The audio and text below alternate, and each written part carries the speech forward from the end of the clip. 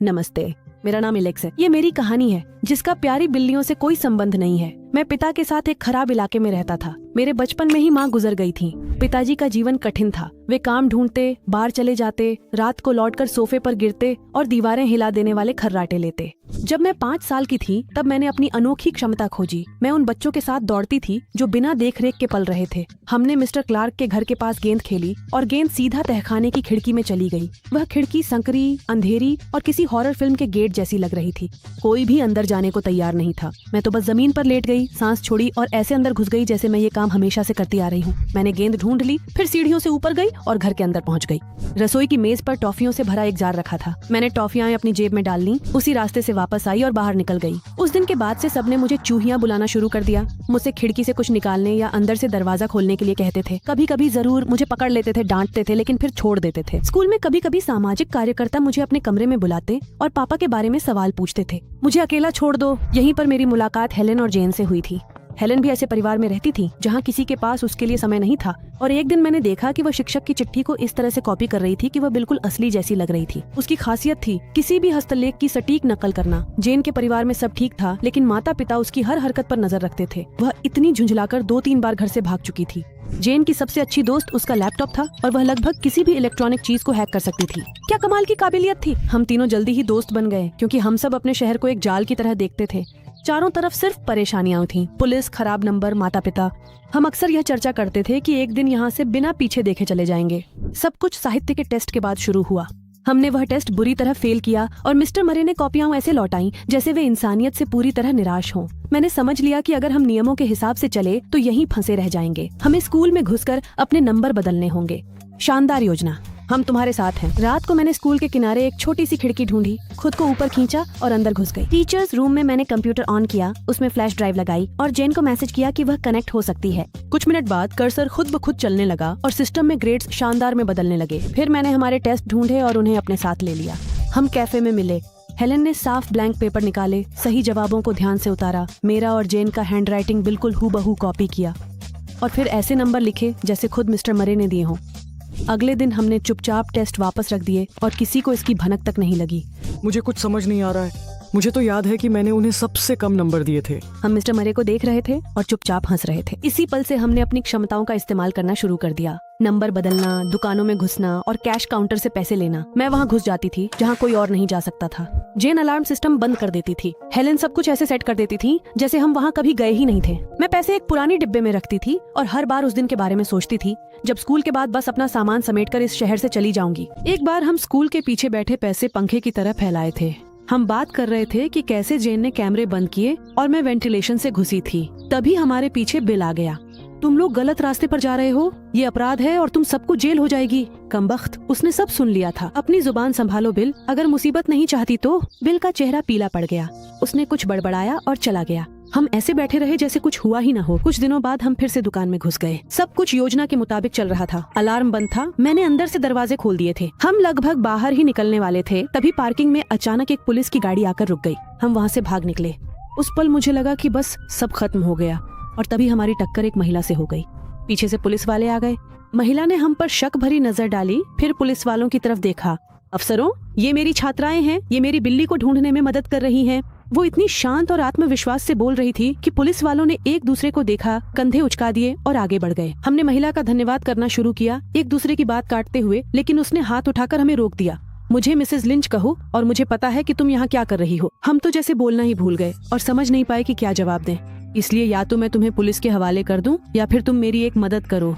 हमने एक दूसरे की तरफ देखा। हमारे पास कोई और विकल्प नहीं था तो हमने हामी भर दी। मुझे शहर के सबसे अच्छे बुटीक से महंगे जूते चाहिए और तुम लोग मुझे वो लाकर दोगे। जी मैम। इसके बाद मेरे दिमाग में बस एक ही सवाल घूम रहा था, आखिर पुलिस आई ही क्यों जब हमने सब कुछ बिल्कुल सही किया था। मैंने यह बात लड़कियों से चर्चा की और हम लगभग एक साथ ही बिल को याद कर बैठे। बिल्कुल वह अकेला था जिसे हमारे कामों के बारे में पता था और ऊपर से खुद को बहुत शरीफ दिखाता था। फैसला जल्दी आ गया और बिल्कुल तर्क संगत लगा। अगर कोई तुम्हें धोखा देता है तो वह खुद ही अपने नतीजे चुनता है। अगले दिन मैं खिड़की से होकर स्टाफ रूम में घुसी और स्कूल की गुल्लक से पैसे निकाल लिए, जबकि बाहर जेन अलार्म को बंद कर रही थी। इसी दौरान हेलेन बिल की लिखावट में कुछ लिख रही थी। हमने कॉपी वहीं छोड़ दी और चुपचाप वहाँ से निकल गए। सुबह स्कूल में अफरा तफरी थी, पुलिस आई थी और बातें हो रही थीं। जब बिल को ले जाया जा रहा था वह डरे हुए बच्चे जैसा लग रहा था। हम एक तरफ खड़े मन ही मन खुश थे क्योंकि उसने खुद वहाँ हाथ डाला जहाँ नहीं डालना था। शाम को हम उस बुटीक में गए जो मिसेस लिंच ने बताया था। पूरा काम बड़ी आसानी से हो गया। ऊपर वाले ने हमें हरी झंडी दे दी थी। मैंने जूते के डिब्बे निकाले, सोचते हुए कि इनकी कीमत क्या होगी। इस दौरान जेन और हेलेन मुझे कवर कर रही थीं। अगले दिन मैं डिब्बे स्कूल ले गई और उन्हें लॉकर में छुपा दिया। लेकिन ठीक उसी दिन मिस्टर म्यूरे आ गए। ये क्या है एलेक्स? मैंने बकवास बोलना शुरू कर दिया। मिस्टर म्यूरे ने गहरी सांस ली। तुम समझदार लड़की हो और तुम्हें बुरी चीजों से दूर रहना चाहिए। पढ़ाई पर वापस ध्यान दो। मैं सिर हिलाती रही, बस ताकि वह जल्दी से चला जाए। क्लास के बाद हम मिसेस लिंच से मिले और उन्हें चुराए हुए जूते लौटा दिए। लड़कियों, तुम लोगों में तो कमाल की काबिलियत है। उन्होंने हमें पैसे और शहर से बाहर निकलने में मदद करने का वादा किया। उस पल मुझे लगा कि आखिरकार सब कुछ ठीक हो रहा है। लेकिन इसके लिए आपको एक और काम करना होगा। आपको एक लोन ऑफिस में घुसकर पैसे चुराने होंगे। उसकी आवाज में इनकार की कोई गुंजाइश नहीं थी। तो अगली रात हम लोन ऑफिस में घुस गए। लड़कियां अलार्म बंद कर रही थीं और मैं अंदर जा चुकी थी। तभी अचानक मुझे सायरन सुनाई दिए। 1 सेकंड में ही हमें पुलिस ने घेर लिया। इस बार हमें बचाने कोई नहीं आया। बिना किसी शोर या फिल्मी ड्रामे के हमें पुलिस की गाड़ी में बैठा दिया गया। थाने में हम बेंच पर कंधे से कंधा मिलाकर बैठे फुसफुसाकर चर्चा कर रहे थे। साफ था कि किसी ने फिर हमारी मुखबिरी की है। यह भी स्पष्ट था कि वह बिल नहीं था। तभी दरवाजा खुला और मिसेस लिंच थाने में दाखिल हुई। उन्होंने पुलिस वालों से बात की, कुछ कागजों पर दस्तखत किए, जमानत दी और हमें बस यूं ही छोड़ दिया, जैसे हम कोई रात के चोर नहीं बल्कि स्कूल की लड़कियां थीं जो कर्फ्यू के बाद रुक गई थीं। बाहर आकर उन्होंने हमें अपने शांत नजरिए से देखा। मैं तुम्हारी दोस्त हूँ और मेरे बिना तुम बहुत ज्यादा देर तक अंदर बैठे रहते।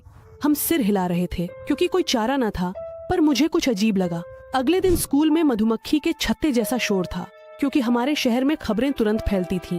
प्रिंसिपल ने हमें ऑफिस बुलाकर अनुशासन, प्रतिष्ठा और स्कूल द्वारा ऐसा व्यवहार सहन न करने की बातें शुरू कर दी। ये सिर्फ मेरी गलती है। हेलेन और जेन का इसमें कोई हाथ नहीं था और अगर किसी को सजा मिलनी चाहिए तो वह सिर्फ मुझे मिलनी चाहिए। प्रिंसिपल मुझे लगभग निकाल ही चुके थे। तभी अचानक मिस्टर म्यूरे ने हस्तक्षेप किया। एलेक्स को स्कूल में रहने दें, मैं उसका जिम्मा लेता हूँ। वह नाउम्मीद नहीं है और एक और मौके के लायक है। यह असामान्य था। मैंने साहित्य के शिक्षक से ऐसी उम्मीद नहीं की थी। आखिरकार मुझे आखिरी मौका दिया गया। अगर फिर से मुसीबत हुई तो तुम और मिस्टर म्यूरे दोनों स्कूल से निकाल दिए जाओगे।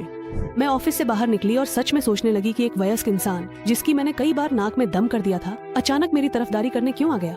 ये सोच कि मेरे फैसलों की वजह से कोई और भी परेशान हो सकता है, पुलिस का डर महसूस करने से भी ज्यादा भारी थी। स्कूल के बाद मिसेज लिंच ने हमें रोका। मैंने तुम्हारी जमानत में पैसे खर्च किए हैं, इसका मतलब तुम मेरे कर्जदार हो। हमें क्या करना होगा? तुम लोग ज्वेलरी शॉप में घुसोगे और मेरे लिए गहने लाओगे, और अगर नहीं किया तो मैं जमानत वापस ले लूंगी और फिर तुम्हें जेल जाना पड़ेगा। इसके बाद वह मुड़ी और चली गई। हमें ऐसे छोड़ गई जैसे किसी ने हमारी गर्दन में पट्टा डाल दिया हो। हमने बहस शुरू कर दी क्योंकि अब सबको साफ लगने लगा था कि कुछ तो गड़बड़ है। संभव है मिसेज लिंच ने खुद ही हमें फंसा दिया हो ताकि बाद में निकालकर हमें अपना कर्जदार बना सके। अब ये हद हो गई है, हमें सब कुछ छोड़ देना चाहिए। अगर हम अभी पीछे हटे तो सच में सलाखों के पीछे पहुंच जाएंगे। आखिरकार मैंने उन्हें मना लिया, हालांकि मेरे अंदर अब पहले जैसी आत्मविश्वास नहीं बची थी। अगली शाम मैं जेन से मिली और हमने ज्वेलरी शॉप में घुसने की योजना बनाई। समय बीतता गया लेकिन हेलेन अब तक नहीं आई थी। वह न कॉल्स का जवाब दे रही थी न मैसेजेस का। जेन और भी घबराने लगी और आखिरकार वह खुद को रोक नहीं पाई। यह एक संकेत है, हमें अभी रुक जाना चाहिए। मैं नहीं कर सकती। मुझे डर है कि मिसेस लिंच हमें बर्बाद कर देंगी। बातचीत जल्दी ही झगड़े में बदल गई। मैं अब इसमें और हिस्सा नहीं लेने वाली हूँ। जेन चली गई और मैं देर तक अकेली रही। फिर तय किया कि इसे खुद ही पूरा करूंगी। रात को मैं एक ज्वेलरी की दुकान में चुपके से घुस गई। गहनों को बैग में भर रही थी और मेरा ध्यान सिर्फ बाहर निकलने पर था। और तभी अलार्म बज उठा। दरवाजे और खिड़कियां लॉक हो गई और दुकान एक जाल बन गई। मैं इधर उधर भाग रही थी, कोई रास्ता ढूंढ रही थी। एक छोटी सी खिड़की मिली और किसी तरह बाहर निकल गई। बाहर सायरन बज रहे थे और मुझे बिना पीछे देखे भागना पड़ा। मैं किसी तरह पीछा छुड़ाकर घर पहुंची और जमीन पर गिर पड़ी। खुद से वादा किया कि यह आखिरी बार था। आखिर क्या हुआ? ओह पापा, मैं अपनी जिंदगी में बहुत उलझ गई हूँ। बहुत समय बाद पहली बार हमारे बीच एक सामान्य बातचीत हुई। जिंदगी आसान नहीं, पर तुम्हारे लिए कोशिश करता हूँ। कभी आपा खो दूं तो माफ करना। मुझे शर्म आई क्योंकि अचानक मैंने उसे समस्या नहीं बल्कि एक इंसान समझा जो अपने तरीके से जूझ रहा था। अगले दिन मैं सब कुछ ठीक करने और लड़कियों से बात करने के इरादे से स्कूल गई, लेकिन न तो हेलेन थी और न ही जेन, पता नहीं क्यों। और तभी मेरी मुलाकात बिल से हो गई। मुझे पता है कि तुम लोगों ने ही मुझे फंसाया है। लेकिन कैसे? बिली ने बताया कि कल हेलेन पुलिस के पास गई थी और उसने कबूल किया कि उसने ही उसकी लिखावट की नकल की थी। बिल को छोड़ दिया गया लेकिन उसे हिरासत में ले लिया गया। ओह कमबख्त। मैं तुरंत पुलिस स्टेशन की ओर भागी। वहाँ मैंने हेलेन से बात करने की इजाजत मांगी। पुलिस वाले ने सिर हिलाया और मुझे सेल तक ले गया। हेलेन अजीब तरह से शांत दिख रही थी, जैसे आखिरकार उसने खुद से भागना छोड़ दिया हो। मुझे तो बहुत पहले से ही हमारे की हर काम से घिन आने लगी थी। हर बार जब मैं दस्तखतों की नकल करती थी तो अंदर से कुछ कचोटता था, लेकिन मैं कहने से डरती थी क्योंकि मैं तुम्हें खोना नहीं चाहती थी। हेलेन के लिए दोस्ती ही एकमात्र सामान्य चीज थी और वह सहती रही जब तक हमने बिल को फंसा नहीं दिया। मेरी वजह से एक बेगुनाह जेल गया तो मेरी अंतरात्मा मुझे सब भूलकर चैन से जीने नहीं दे रही थी। मैं थाने से पूरी तरह हैरान होकर निकली क्योंकि वह दुनिया जिसमें हम एक शानदार टीम थे टुकड़ों में बिखर गई थी। मुझे तुरंत जेन से बात करनी थी। मैं उसके घर गई और दरवाजे की घंटी बजाई। दरवाजा उसके माता पिता ने खोला। नमस्ते, क्या जेन घर पर है? वह सज्जा में है, उसे कमरे से बाहर निकलने की इजाजत नहीं है। आखिर क्या हुआ? तुम अभी भी पूछ रही हो?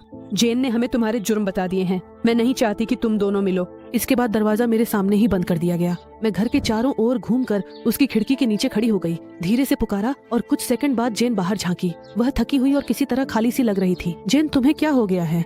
मुझसे अब और नहीं सहा जा रहा था। मुझे चोरी, ताले तोड़ना और डर में रहना पसंद नहीं था, पर अकेले होने से डर लगता था। मैंने हमें रोकने की कोशिश की थी। वही मैं थी जिसने पुलिस को फोन किया और बताया कि हम क्या करने वाले हैं। तो ये तुम ही थी जो हमें फंसा रही थी। मुझे लगा था अगर हमें पकड़ लिया तो हम रुक कर सामान्य जिंदगी शुरू करेंगे। मैं जेन के घर से जा रही थी। यकीन नहीं था ये सब हुआ और तभी मुझे मिसेस लिंच ने फोन किया। एलेक्स, क्या तुमने वो सब कर लिया जो मैंने कहा था? गहने तुम्हारे पास है? और तभी मेरी समझ में आखिरकार आया, बस बहुत हो गया।